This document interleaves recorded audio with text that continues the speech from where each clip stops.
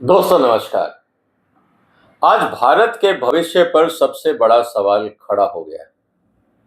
आज भारत की आबादी है करीब 145 करोड़ और ये अनुमान है कि अगले 20 साल में हम पीक आउट हो जाएंगे। पहले ये अनुमान था कि शायद हम 30 साल में पीक आउट होंगे और साथ में ये भी अनुमान लगाया जा रहा है कि इस शताब्दी के अंत तक भारत की आबादी घटकर मात्र 1 बिलियन के आसपास हो जाएगी। मतलब जितनी संख्या आज है, हम करीब 45 करोड़ 50 करोड़ कम हो जाएंगे।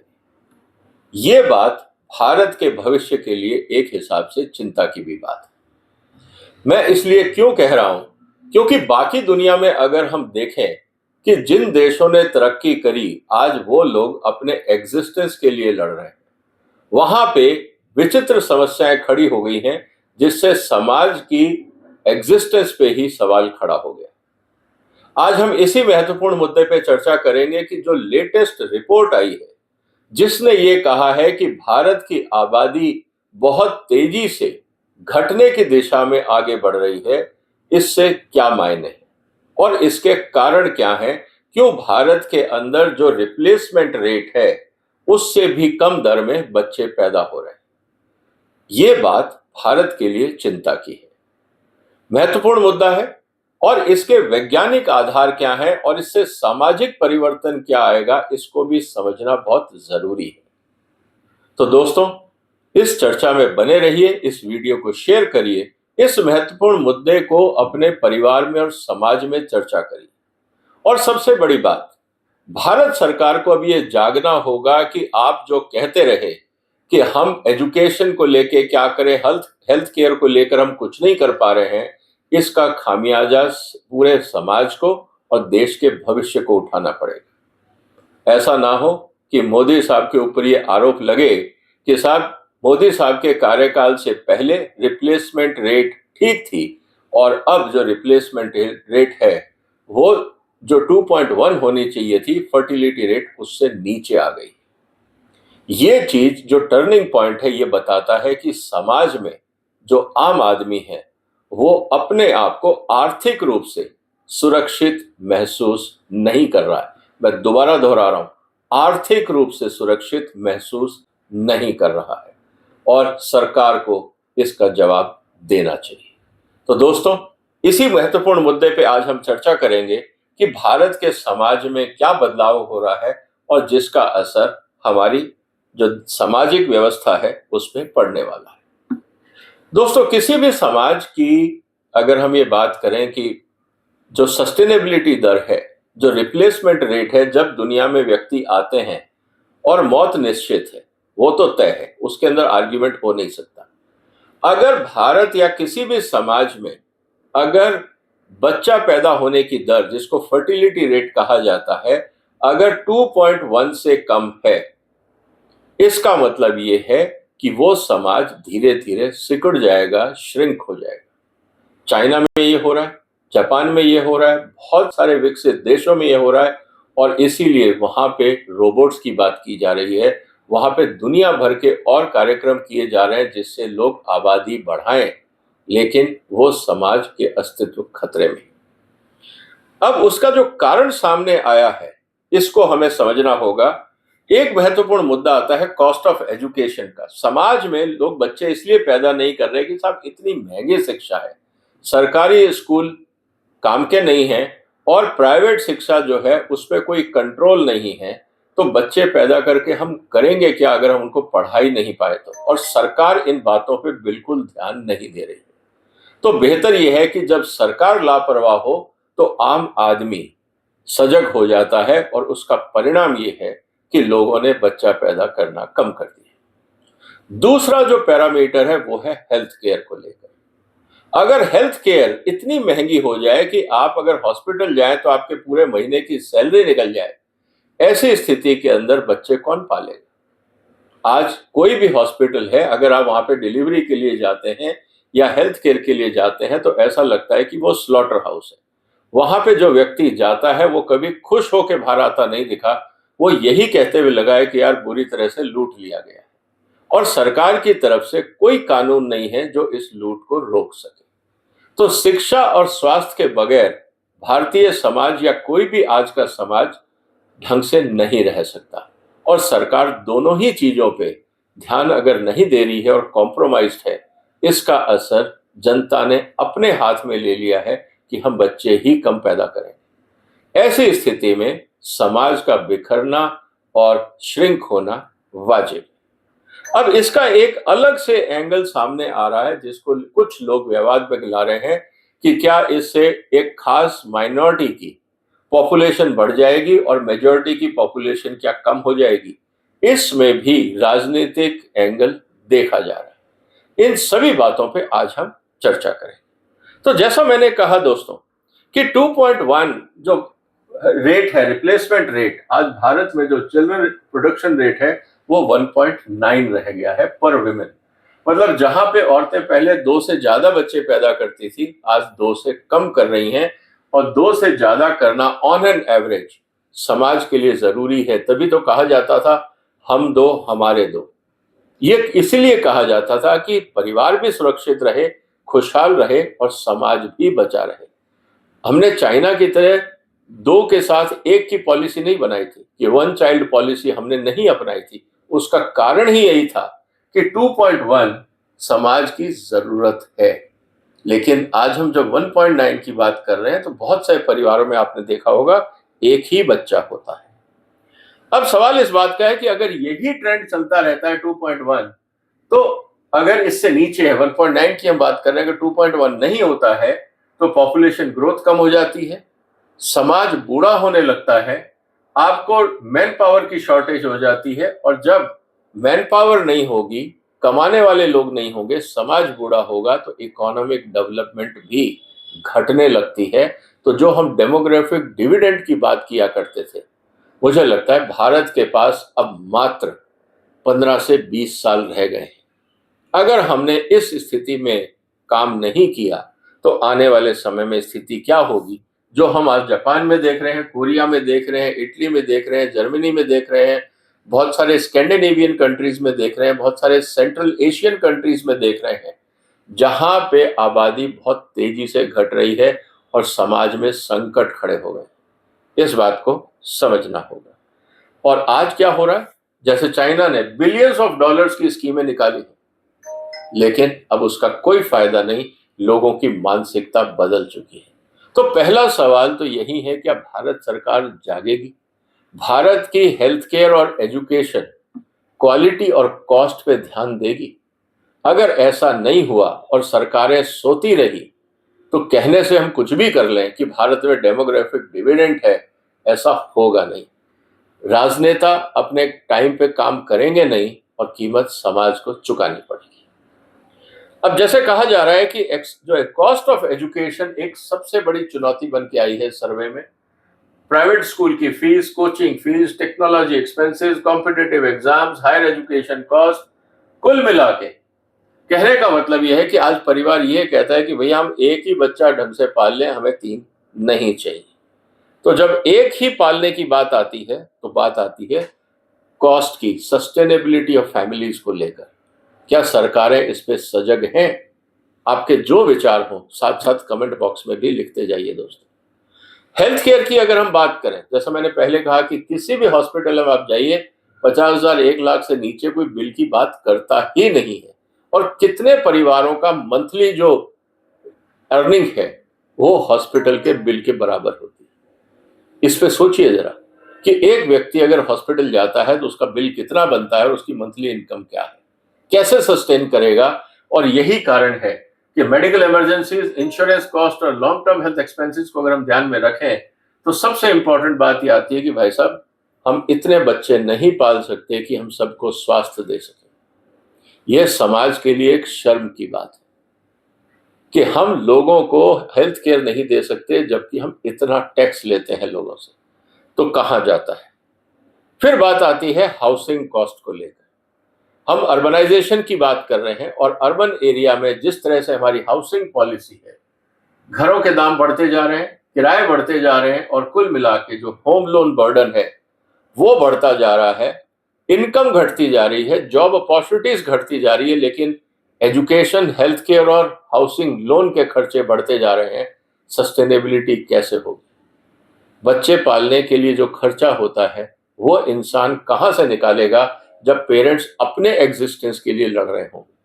इस बात को समझना बहुत जरूरी है। एक बात और है जो सोशियोलॉजिकल पॉइंट ऑफ व्यू से पॉजिटिव भी है कि जैसे जैसे विमेन एजुकेशन हो रही है, जहां पे पहले 3 4 5 6 बच्चे हुआ करते थे, एजुकेशन ने महिलाओं को भी बताया है कि साहब कम बच्चे रखिए, क्योंकि ज्यादा बच्चे पालने के लिए आपको लाइबिलिटीज बढ़ जाती है।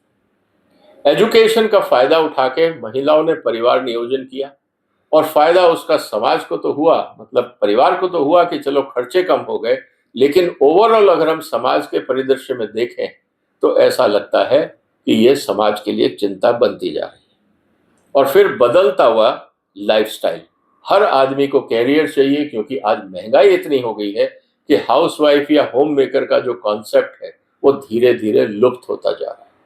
जो भी व्यक्ति शहर में रहता है वो कोशिश करता है कि उसकी आमदनी किसी ना किसी रूप में हो, क्योंकि उसको फाइनेंशियल सिक्योरिटी चाहिए। तो कैरियर ग्रोथ के साथ साथ फाइनेंशियल सिक्योरिटी मैंडेटरी है, क्वालिटी ऑफ लाइफ इंपॉर्टेंट है। और कुल मिला के अगर हम इस बात को करें कि भाई बड़ा परिवार नहीं चाहिए, हमारी क्वालिटी ऑफ लाइफ ठीक रहे, हमारे खर्चे निकलते रहें, हम आराम से रहें, घूमे फिरें, हम 5 बच्चे लेके कहाँ ट्रेवल करेंगे? आज टिकट्स इतनी महंगी हो जाती हैं कि आप परिवार के साथ कहीं जा ही नहीं सकते। ऐसी स्थिति में छोटा परिवार आर्थिक मजबूरी बनता जा रहा है। ये चॉइस नहीं है, मजबूरी है, और यही समाज के लिए खतरा है। तो ओवरऑल जो इकोनॉमिक रिस्क है वो इस बात का है कि ये सिर्फ सवाल ये नहीं है कि बच्चे कम हो रहे हैं, सवाल ये है कि आने वाले दिनों में हिंदुस्तान में मैन पावर जितनी चाहिए उतनी नहीं मिलेगी, आर्थिक स्थिति खराब होगी। और सबसे इंपॉर्टेंट बात यह है कि जो हम यंग पॉपुलेशन की बात करते थे, जो भारत का भविष्य था, डेमोक्रेटिक डिविडेंड की हम बात करते थे, अगर रिप्लेसमेंट रेट स्लो होती है तो वर्कफोर्स नहीं मिलेगा, टैक्स पेयर जो है वो कम हो जाएंगे, पेंशन का बर्डन बढ़ेगा क्योंकि बुजुर्गों की संख्या बढ़ेगी, और हेल्थ केयर के खर्चे बढ़ेंगे, एजुकेशन के खर्चे बढ़ेंगे। ये सब खर्चे कहां से आएंगे, इस बात को समझना होगा। और इसके लिए भारत को चाइना को देखना होगा कि हमारी लापरवाही से ऐसी स्थिति ना हो जो चाइना की। और आज चाइना उस मैन पावर को रिप्लेस करने के लिए ह्यूमनॉइड्स और रोबोट्स पे काम कर रहा है। अपनी फौज के लिए, अपने पुलिस फोर्स के लिए उन्होंने ह्यूमनॉइड्स बना दी हैं कि हम अब लोगों को सीमाओं पे नहीं भेजेंगे। अगर पहले हम 1 लाख आदमी सीमाओं पे भेजते थे तो शायद हम 50,000 आदमी भेजेंगे और 50,000 रोबोट भेजेंगे, ताकि काम हो जाए और आदमियों की जरूरत ना पड़े। तो इससे क्या हुआ, जैसा चाइना में हो रहा है, वर्कफोर्स डिक्लाइन हो रहा है, पॉपुलेशन एजिंग हो रही है, और इकोनॉमिक ग्रोथ जो है वो स्लो डाउन हो रही है। और ये भारत के लिए चेतावनी है कि क्या हम तैयार हैं इस चुनौती के लिए। चाइना के पास तो फिर भी रिसोर्सेज है, वो ओल्ड एज पेंशन दे देंगे, फ्री हॉस्पिटल चलाते हैं, फ्री एजुकेशन चलाते हैं। भारत में तो ना फ्री एजुकेशन है, ना फ्री हॉस्पिटल्स हैं, मैं सरकारी छोड़ दो, वो तो नहीं के बराबर है। जहां पे क्वालिटी हेल्थ और क्वालिटी एजुकेशन की मैं बात कर रहा हूं, उसके लिए एक्सेसिव कॉस्ट है, और श्रिंकिंग पॉपुलेशन है, इंश्योरेंस की प्रॉब्लम्स हैं, समाज में चुनौतियां बढ़ेंगी। एक एंगल जो इस पूरी स्थिति में ये आ रहा है, तो क्या इससे हिंदू माइनॉरिटीज में हो जाएंगे, और जिन लोगों की पॉपुलेशन या प्रोडक्टिविटी ज्यादा है, फर्टिलाइजेशन रेट ज्यादा है, क्या वो ओवरटेक कर जाएंगे? इसका राजनीतिक पहलू भी लोग ढूंढने लगे हैं। कुछ क्षेत्रों में हो सकता है, किसी जिलों में, किसी तालुकाओं में ऐसा हो सकता है अगर हम ओवरऑल पर्सपेक्टिव में देखें। लेकिन इंपॉर्टेंट बात क्या है? इंपॉर्टेंट बात यह है इस पूरे प्रोसेस में कि income, education and urbanisation increase, fertility rate decline across all religious group. ऐसा नहीं है कि सिर्फ हिंदू ही शिक्षित हो रहे हैं, बाकी जो धर्म है वो भी शिक्षित हो रहे हैं।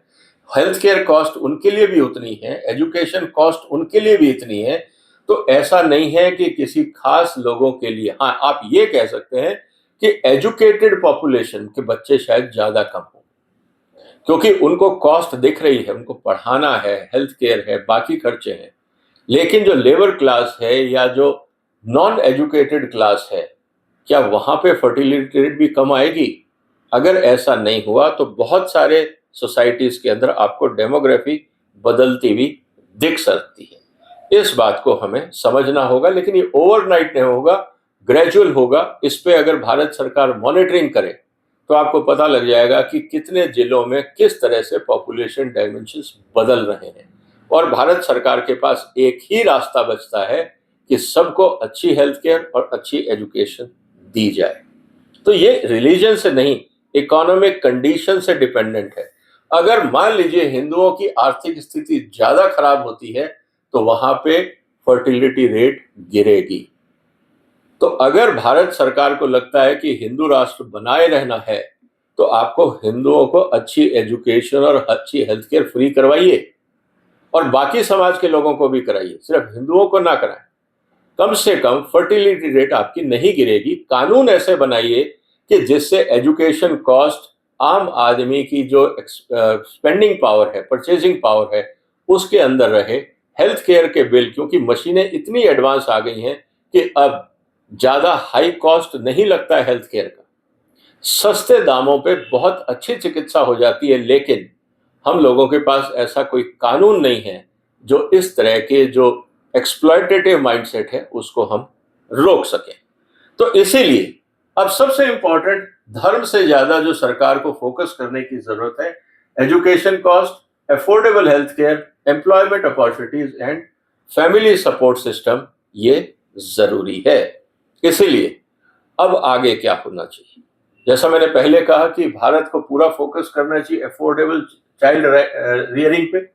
पब्लिक स्कूल्स जो है, एजुकेशन का स्टैंडर्ड बढ़ाया जाए, टैक्स इंसेंटिव दिया जाए परिवारों को, और स्कूलों पे भी वो फीस ना बढ़ाएं, इसके कानून होने चाहिए और सख्त कानून होने चाहिए। इसी तरह से हेल्थ केयर भी अफोर्डेबल हो। जो लोग हेल्थ केयर में आते हैं अगर वो एक्सप्लॉइट करेंगे तो नुकसान समाज का होगा। प्रॉफिटियरिंग के लिए क्या आप समाज को गिरवी रख दोगे? ये समझना जरूरी है। विमेन फ्रेंडली वर्क प्लेसेस, अगर महिलाओं को चाइल्ड केयर फैसिलिटी मिले, फ्लेक्सिबल वर्किंग आवर्स मिले और वर्क फ्रॉम होम की सुविधाएं मिले, और इस तरह से हमारे यहाँ कंपनियों को तैयार किया जाए, क्योंकि बहुत सारी कंपनियों में जो टॉप मैनेजमेंट है वो इन बातों पे ध्यान नहीं देता है। सेमिनार कॉन्फ्रेंसेस तक बात ठीक है कि we care for inclusive growth and women empowerment, ये कॉन्फ्रेंस, सेमिनार, भाषणबाजी तक सब ठीक रहता है। लेकिन जब इम्प्लीमेंटेशन की बात आती है तो बेसिक फैसिलिटी भी उन कंपनियों में नहीं होती है जिनके सीनियर मैनेजमेंट आके बड़ी बड़ी बातें सेमिनार कॉन्फ्रेंसेस में करते हैं। इसके अलावा एल्डर केयर इंफ्रास्ट्रक्चर भारत में नहीं है, इस पे भी हमें ध्यान देने की जरूरत है। तो कुल मिला के दोस्तों इस बात को कहना पड़ेगा कि जो रिप्लेसमेंट रेट की गिरावट है ये भारत के लिए एक बहुत इंपॉर्टेंट वार्निंग है। एजुकेशन, हेल्थ केयर और हाउसिंग पे अगर सरकार ने सीरियसनेस नहीं दिखाई तो अगले 20 साल में भारत की आर्थिक स्थिति काफी नाजुक हो जाएगी।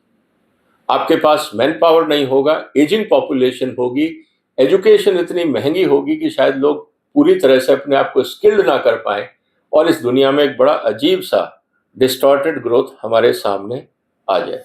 तो कहने का मतलब क्या है दोस्तों, आज तक भारत इस बात के लिए परेशान था कि हमारे यहाँ आबादी बहुत ज्यादा है, लेकिन अब जो डिबेट शुरू हो गया है कि क्या भारत बुजुर्ग होता जा रहा है और यंग पॉपुलेशन कम होती जा रही है, ऐसी स्थिति में भारत का भविष्य क्या होगा?